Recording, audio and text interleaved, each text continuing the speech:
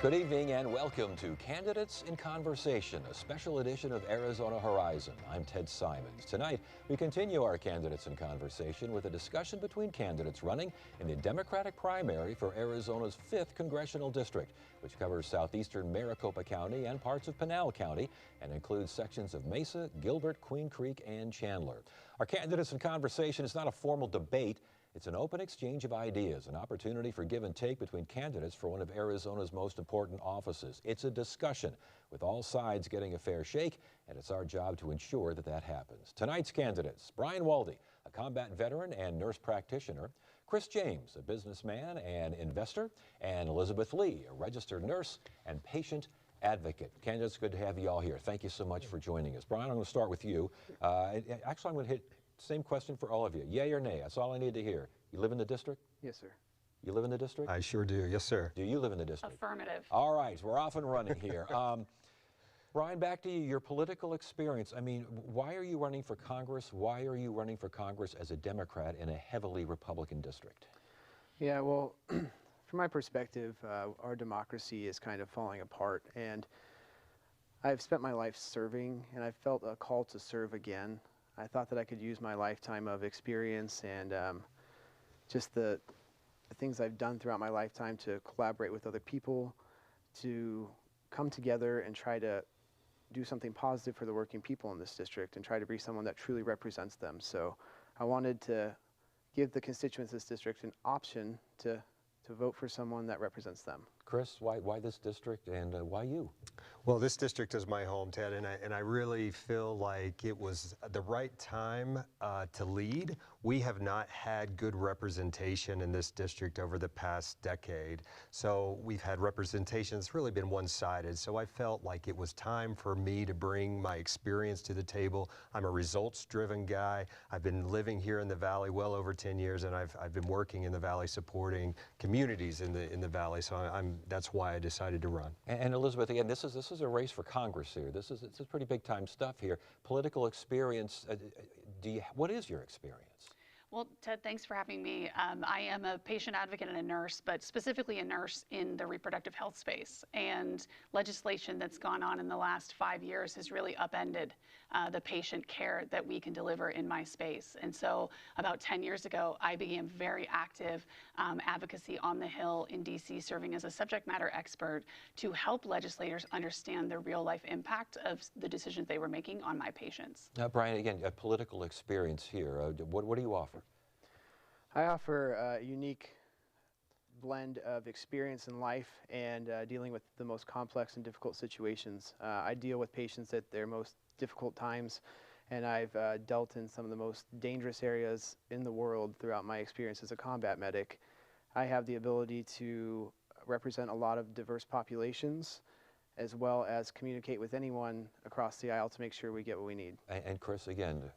Yeah, I've had a great 8 years working for President Obama. I was appointed at both the U.S. Department of Treasury and the Small Business Administration, really developing programs, driving economic development. At the SBA, I had over 1,500 employees, a $350 million budget, and I helped drive legislation. Here in the East Valley, I'm a CEO of a nonprofit where I have continued that work in advocacy, and I support community development every day. Elizabeth, I want to start with you on this one. The Republican frontrunner in this district is having all sorts of problems, making all sorts of headlines, the wrong kinds of it. We don't even know where he lives anymore and where he is anymore. How does that impact what you offer and how you plan to campaign and convince people that you're the one? Yeah, something that I've worked very hard on the last almost year, Ted, is showing people who they will get when they choose me as their representative. And that means that I've shown up in every labor hall and organization space, in churches, in rallies and protests to really meet people where they're at. And people are really tired of the quite frankly, the poor behavior from men that gets overshadowed by their power. And so a lot of the people in this district are saying, this is a wide open seat more than it ever has been before. Is that what you're seeing regarding the Republican frontrunner, just a bad behavior by men?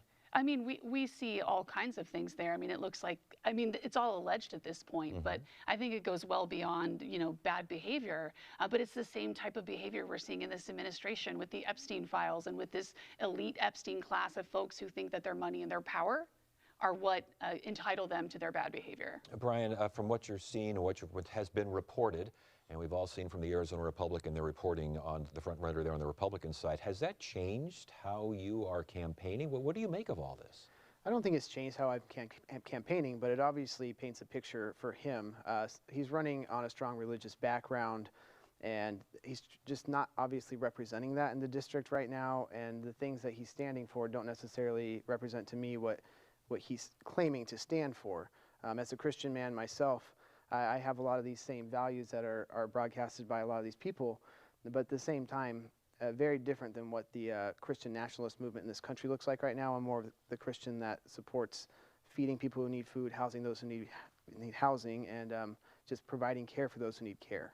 What do you make of what you see from across the spectrum here? You know, it's just another candidate with no accountability. You know, they say one thing, you know, if you really look at either one of our MAGA candidates on the Republican side, they really don't have much policy. They just have the MAGA talking points. And we really need a leader who actually represents everyone in the district. We need a leader who actually can lead, not just give us talking points and not be followers. Do you emphasize what some of the reporting has found and what some of the claims are?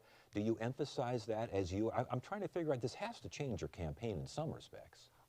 I do emphasize about that he's knee deep in scandal, for sure. I mean, that is something that we all have acknowledged, that Mark Lamb is in scandal, and it definitely should hurt people's view. I like to state a policy, though. I want a leader who actually that has the right policies to help fix our economy, to help lower gas prices, to do all the things that we want in a leader. And I don't foresee that in our Republican candidates. Elizabeth, you want to add to that? Yeah, please, because I think it really has changed the trajectory of my campaign in terms of the conversations that I'm having with people about what we want out of our representatives. And we are seeing quite clearly that what we've been doing, who we've been sending to Congress, is really not working.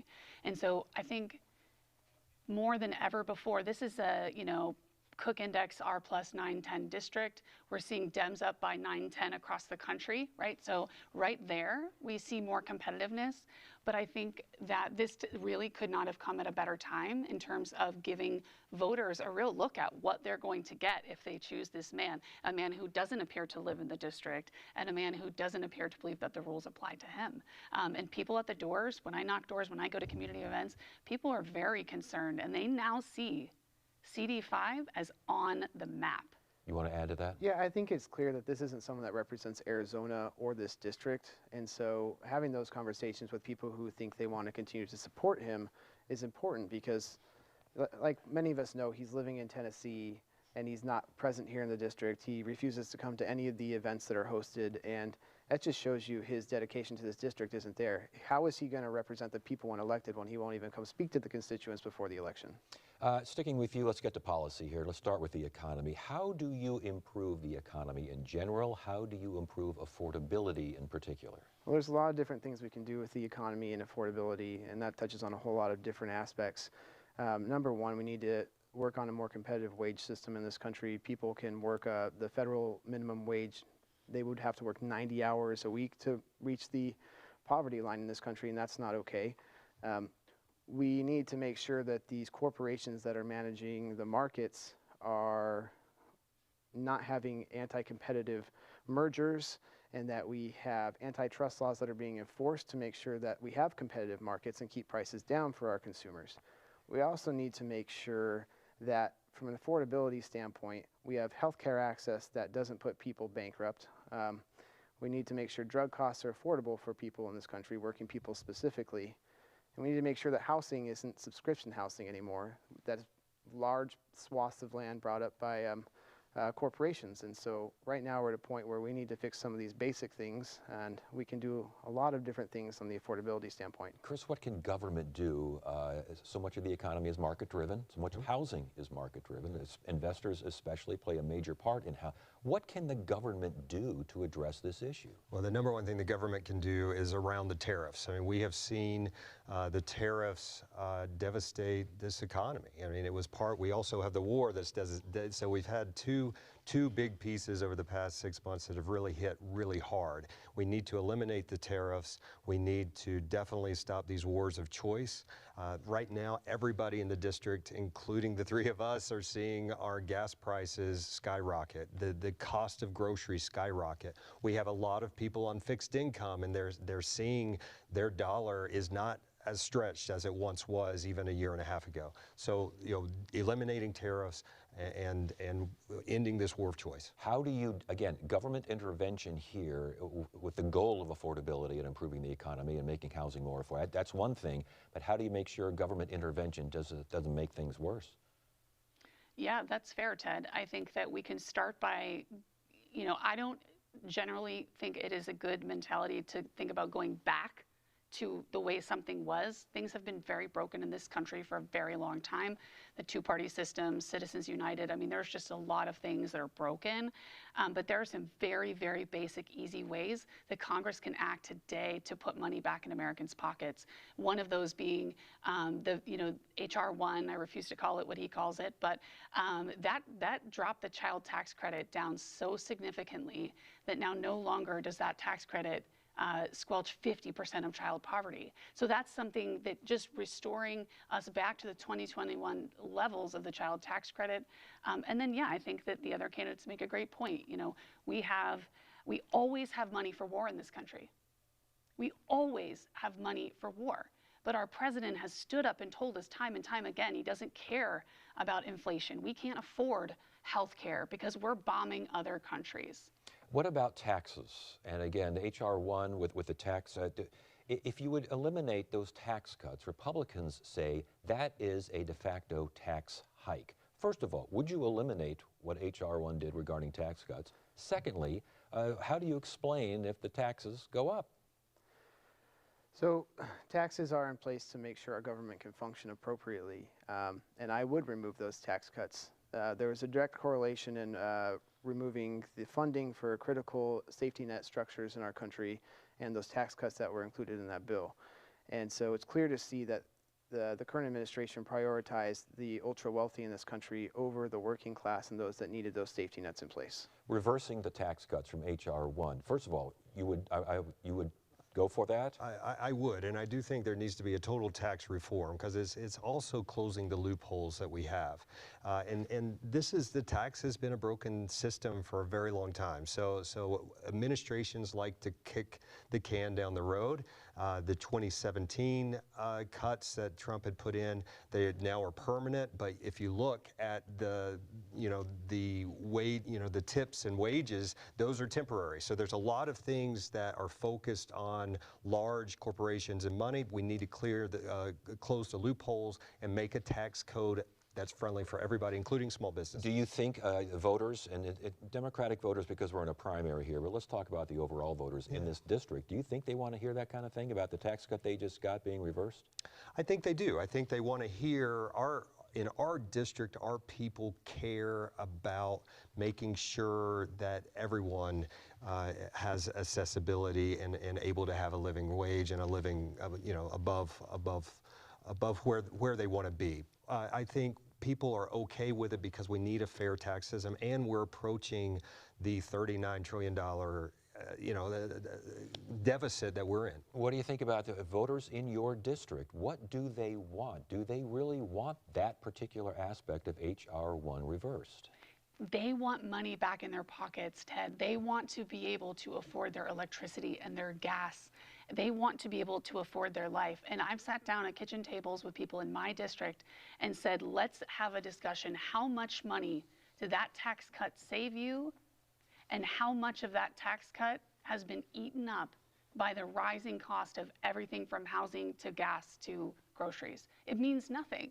So helping folks to understand, A tariff is a tax on you, but also B, what does this tax cut get you if we're taxing you in other ways? And real quickly, I know Bernie Sanders is an independent, but he's a senator, but he does caucus with Democrats. He's always had this idea of a 5%, I think, tax on billionaires. Would you go for that?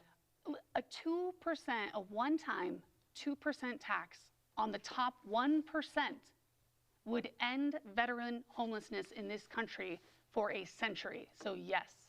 You like that idea? Absolutely. I think a lot of these people hide their wealth and skirt out of their tax responsibilities by utilizing loans and funding and using the assets they have in stocks to avoid paying any taxes. So I think some of the ultra wealthy in this country could serve the populace better by giving them a little bit of the tax money they deserve. 2% to 5% tax on billionaires. What say you? I agree with my colleagues, and I also say tax reform to close those loopholes. That's still, we can do all we want with increasing, but we have to close the loopholes. And also, I do want to say those tariffs have cost, is expected to cost each person in our district, including the three of us, $2,400 this year. So the tariffs is also a big thing with the economy. Sticking with you, Chris, how do you make health care more affordable, and what do you think about Medicare for all? So health care is essential for everyone. It's ridiculous that we have people that can go into bankruptcy because of health care. The three of us, you're probably not going to find a whole lot of difference between the three of us on health care. We all believe that health care is an essential thing. When we think of universal health care, I do believe that it's important. I also believe that we need to reinstate the Medicaid tax, and then also demystify Medicare. And all those things I think are really important, especially for my 83-year-old mother who just paid $2,000 to do a dental big, and it wasn't covered by Medicare. Medicare for all. Good idea by you? I think that should be the goal in this country. I don't know how fast we're going to get there. I think we need to start somewhere there. We need to return some of these subsidies to make premiums affordable for people again. I think we need to at least start with preventive care in this country, because right now most people just don't seek out any care because of the cost of health care. And I think if we focus on preventive visits and subsidizing necessary medications for survival, we'll have a better step towards what we need to do to eventually get to a place where we can have Medicare for all in this country. What do you think, Elizabeth? Ted, as somebody who grew up with a chronic illness in a rural area with no access to health care, my life's work has been expanding access to health care and bringing costs down. We spend more than any other country in the world. We spend 18% of our GDP on health care, and we have the worst outcomes across all industrialized nations. And 60% plus of the American people support a Medicare for all option. There is a very clear pathway put forth by the National Nurses Union that takes us, I believe, in about 5 years to a Medicare for all system. And we know that Medicare for all saves significant amounts of money and it improves patient outcomes. What is that pathway? Because I've heard you talk about it before, but I can't visualize the clear steps to get there in 5 years. Yeah. My mind sees a 10 to even a little bit longer plan. So just negotiating with the insurance companies that dictate cost of care, and then the privatizing of some of these larger hospitals that dictate the price of care. What is like the first couple steps in that plan? Well, the first couple steps is one, to lower the age of when you can access Medicare. So I think they bring it down over the 4 or 5 years by a stepwise process. They also opens up income-based access to Medicare for all, or to Medicare. So you're slowly bringing more people into the fold, which it requires you to hold insurance companies accountable. They're making 30% plus in administrative profits off of our healthcare system. How do you address that hurdle, the conflict with the insurance companies being on board with I think you need people in Congress with a backbone who are willing to stand up to the special interests. And I think a healthcare provider like myself or like you have seen enough things in patient care where we've had to stand up to administrators or doctors or what have you. This is the same. Okay, we're running out of time here, and I want to get to immigration. Chris, we'll start with you on this one. Immigration enforcement. Is the current strategy on immigration enforcement working? And again, we're talking about what people in CD5 see and think. Yeah, well, we absolutely want safe borders, and I think that is something that most of our voters in CD5, well, all of our voters in CD5, how we're getting to safe borders is not what we're seeing now. ICE is overly funded. We have they have a bigger budget than the Marine Corps, and we don't need mass police with machine guns going into car washes and arresting an 87-year-old grandmother. ICE has become militarized, and it's very scary of what's happened. We need to reform ICE, we need to reform Border Patrol, bring in safeguards to protect our citizens and create pathways instead of hindrances. What do you think, Elizabeth? Is the current strategy working? Because immigration, arrest, deportation, all these kind of things, they're down. They're not the same. Did the Biden administration have it right? I think that what's happening right now with immigration in this country is a disgrace. I think it is a moral failure. I think we have more people in ICE detention today with no criminal record than Germany had people during the Holocaust.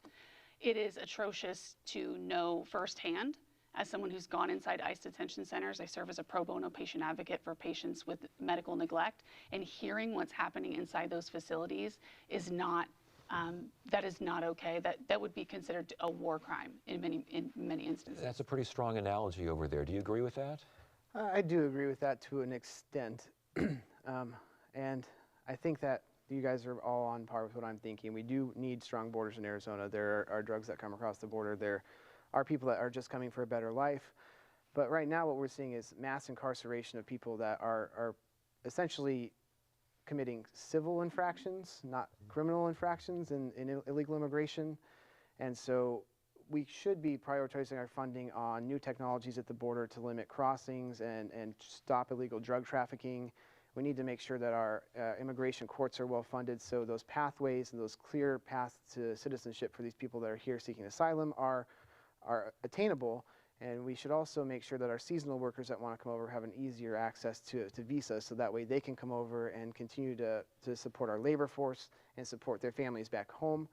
But yeah, it's essential to have a strong border, but the way we're doing it right now is not okay. ICE should be reformed, and we do need to make sure that we are doing that in a way that keeps our people safe.